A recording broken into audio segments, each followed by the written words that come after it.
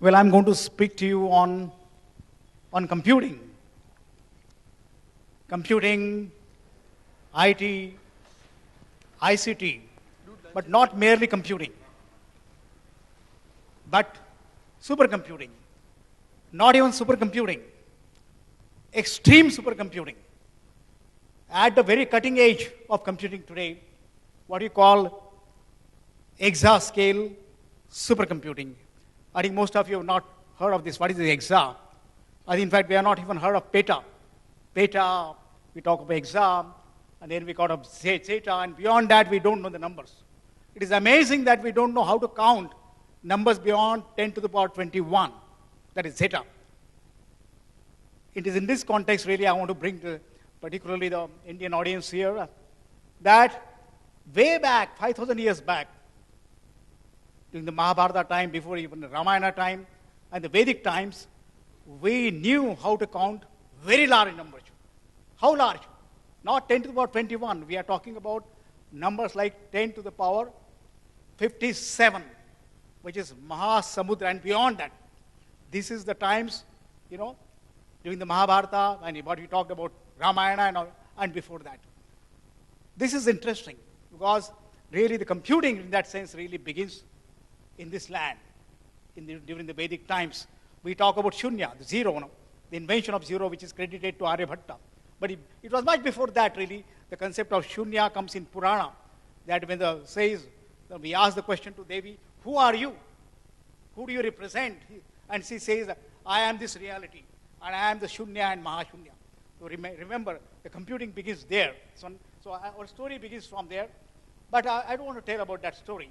What is important is that computing, what do they do? Alan Turing said, we try to model the reality. Whatever humans can cognate, can be modeled by computers, by using only two states, rather one state, Shunya and Ashunya. That is zero and non-zero. Now that concept comes forward. But this concept was first explained to us in a different way by Swami Vivekananda in 1893 in his Chicago lecture, where he brought before the Western world for the first time, what is the nature of reality? Who is that? What is that reality? And who am I? In that concept, he tries to model the mental constructs of that reality. And then he made 1897, when he comes back to Madras, he really makes a prediction. He made some prophecies when he goes in trance during his lectures. He makes the two prophecies which are extremely important, that 50 years hence, India would gain independence. People asked him, you talk about so much of philosophy, but when will India get independence? He said 50 years hence, my dear countrymen, India would be freed. And later he made another prediction that 100 years later, somewhere else he makes that prediction, India would create wealth which she has never seen in her entire history. Now I'm going to talk about that. How did that happen? See, that 47 we got really the freedom. And we got that freedom, 1947. But another very important event was to occur at that time, quite, I think, absolutely not connected. And that is the transistor gets invented at Bell Labs. Transistor gets invented by William Shockley and team at Bell Labs, and they get the Nobel Prize.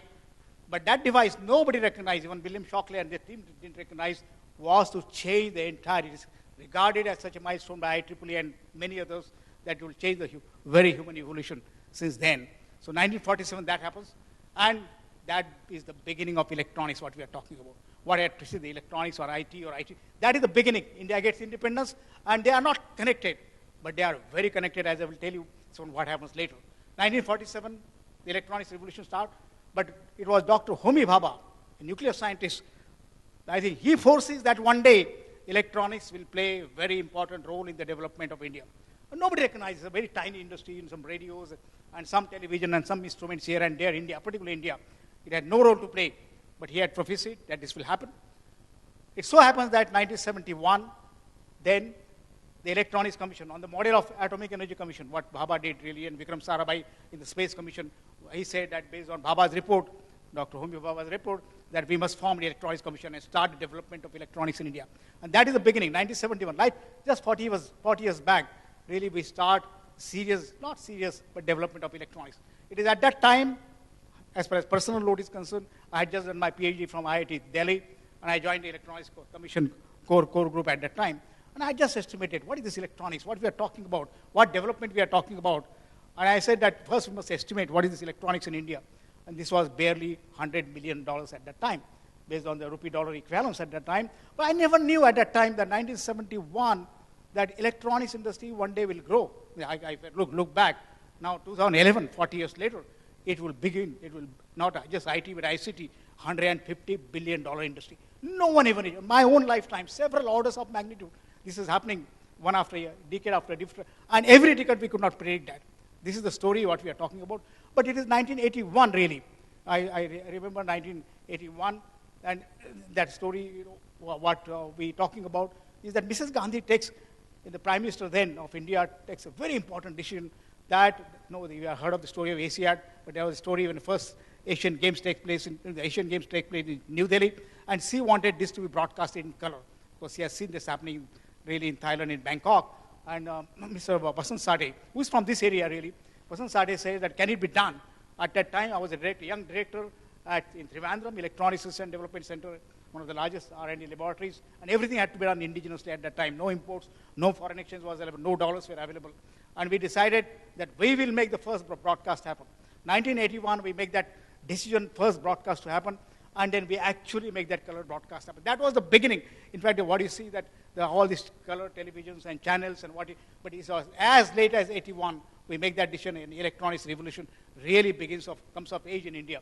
Later, I think Mrs. Gandhi is assassinated, Rajiv Gandhi becomes the Prime Minister, young Prime Minister, and he says that I would want to bring the new, modern India, I want to bring computers to India, and everybody opposes him. Everyone opposes him, to all bureaucrats, that this is not feasible because this is against the policy and all that, but he still takes that decision, and he goes on. Computers are liberalized, and that is the beginning of the liberalization process in India. What happens later on was that 1987, really, if he goes to US, he asks for a supercomputer. That is the story of supercomputing, really. India requires a supercomputer. It's agrarian economy.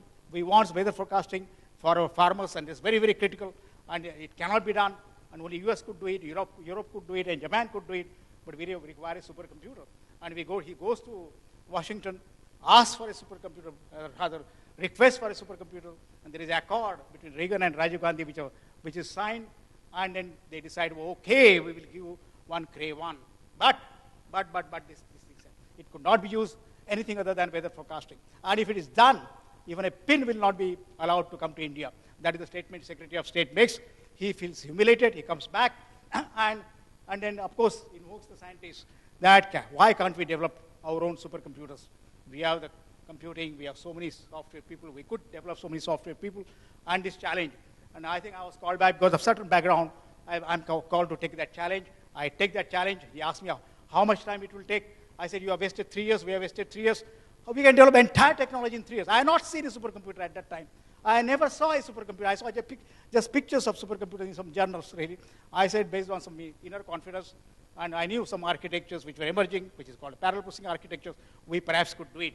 Then how much cost? I said, at the cost of one supercomputer, we could do it. The entire technology. Not only we'll develop hundreds of engineers who could develop the further series of supercomputers. Then, that's what I think the story went about. 1988, the Center for Development of Advanced Computing, C-DAC, what we know as that, I said that we must make it really a national laboratory and get young people from anywhere, coming from colleges, who had never worked on, I think, computers, supercomputers, and we begin the whole process in the city of Pune, where I come from now.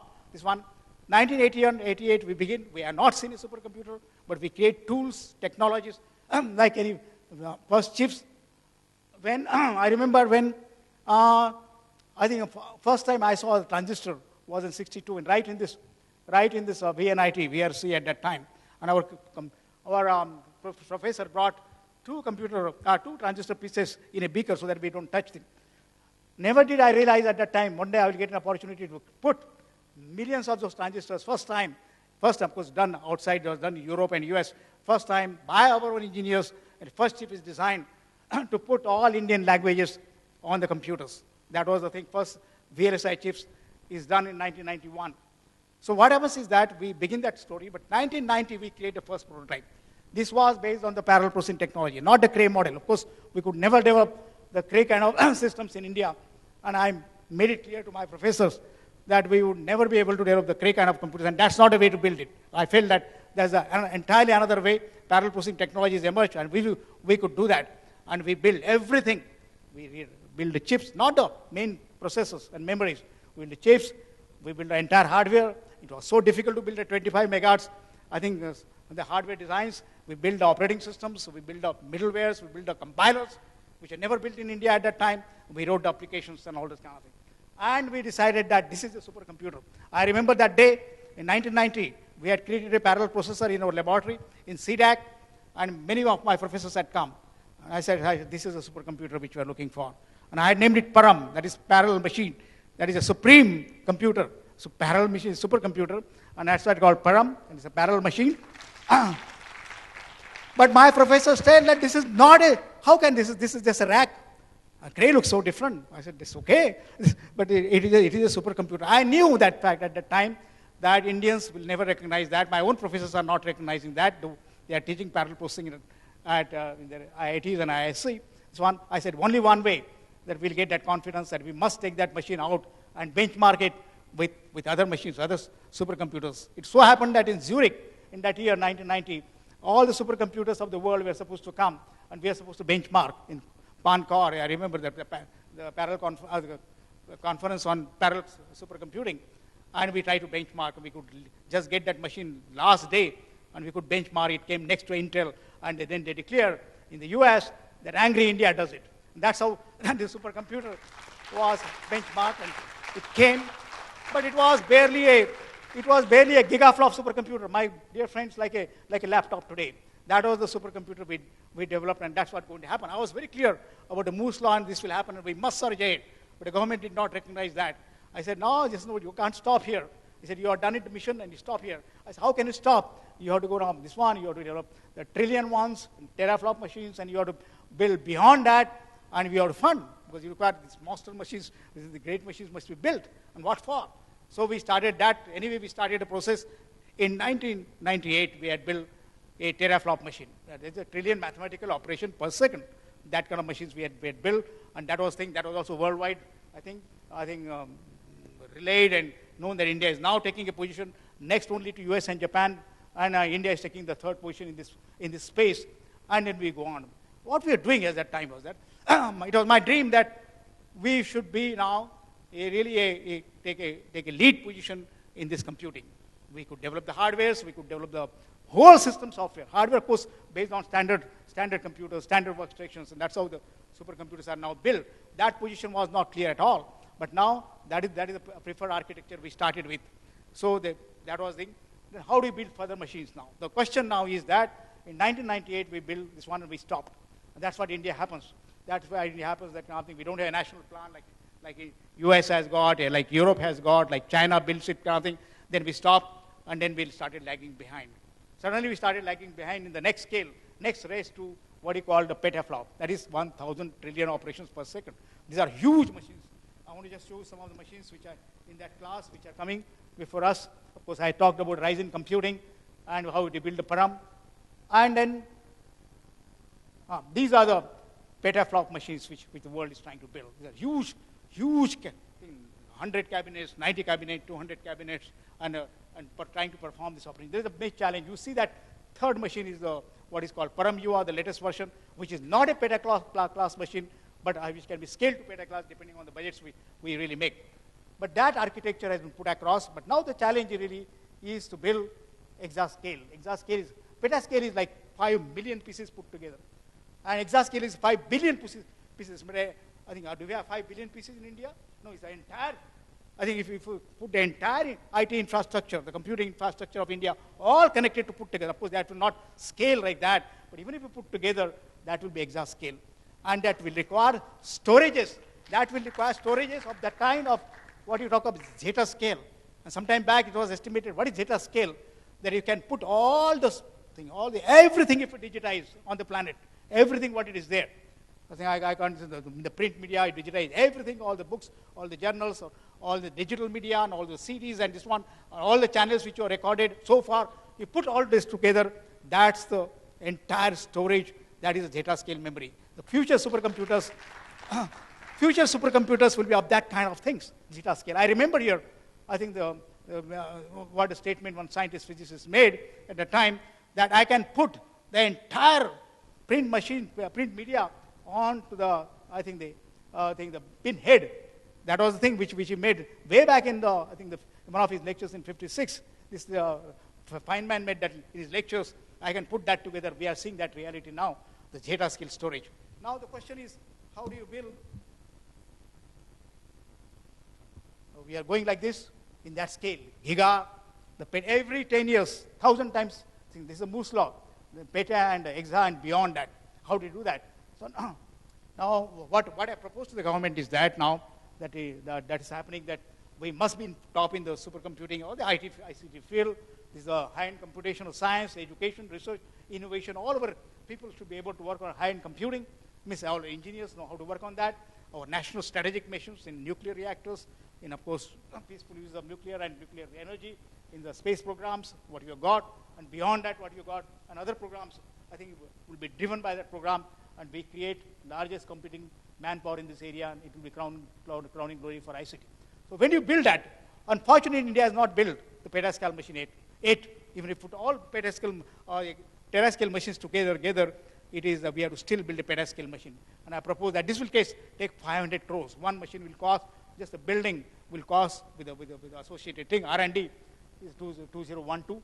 But Exascale 2018, we created Exascale design. It must not sit in a machine somewhere in Pune. It must be on a national knowledge network.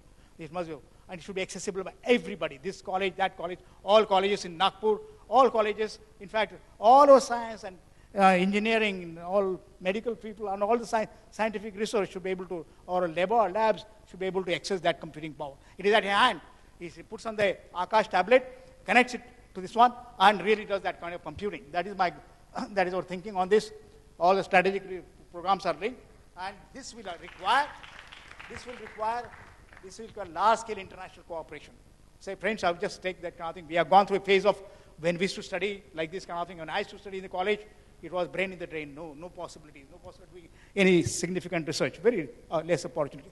Then brain drain. Go to the US and do the research there. Then came now brain gain. People are returning back to India. You see that many people are returning back to India. Your friends are returning back to India. But now we are seeing the brain change we have to create across the world. If the Exascale-Super-Computing mission, like the space programs, we have to cooperate across the world to create next generation chips.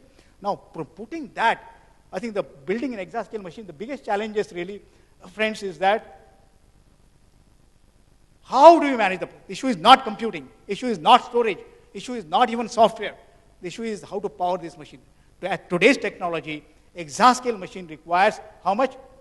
5 gigawatts, 5,000 megawatt power running. Like whole Chandrapur superpower thermal station, I think coming to Nag, I think will be running this machine. And that is the major challenge. And what the challenge which are trying to put, the whole thing, scientists are working, computer scientists are working to bring down that 5,000 megawatt to 25 megawatts. And can we do that? This will spawn whole range of, I think, innovations. This is a big challenge for all of you. And can we do that? I think if we can do Akash, I think we can do many things, and of course, worldwide cooperation, the next generation chips, and the associated packaging, the mobiles, and all that kind of thing. To do that kind of thing, entirely new devices will come before you. I don't know what will be like. What will be, because I think you know that this may be computer. I think it may be embedded in me, but entirely new things. This is a challenge for hardware, software, chip design, embedded system design, operating systems, compilers that can scale to that kind of thing. But one day, that kind of computing power, friends, would be available on your laptop. That Exascale, can you believe that? Moore's law will be available on your laptops, and that will be the technology of the future. And that's why I think young people have to, why I want this to be done, this is the thing, this is the challenges. And challenges are like that. Some people are, I will end with that.